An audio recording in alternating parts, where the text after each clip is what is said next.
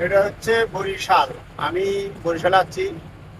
এই দেখেন বরিশাল সাগরের মুড়ি এসে সেটা গাড়ি নিয়ে যাচ্ছে আনলোড করার জন্য। আমি দেখছি যারা বালু তুলতে বালু তুলে এইভাবে বালু তুলে এই যে পাইপ দিয়া সরাসরি চলে যাচ্ছে ওই পয়েন্ট। দেখছেন বালু বালু। এটা আমি গাড়ি নিয়ে এসেছি। আমার গাড়ি 30 বল রসি খোলা হচ্ছে, এখন আনলোড করা হবে।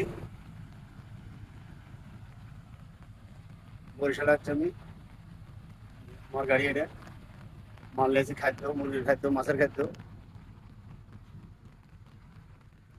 এই যে 2 ট্রলারে করে চলে যাবে হচ্ছে আমার মাল। এই যে 2 ট্রলারে ট্রলারে করে নিয়ে যাবো। বরিশালে ট্রলার ছাড়া কোনো বুদ্ধি নেই, শুধু ট্রলারের মাধ্যমে মাল আনলোড লোড হয়। আল্লাহ হাফেজ। ভিডিওটি ভালো হলে লাইক কমেন্ট শেয়ার করবেন।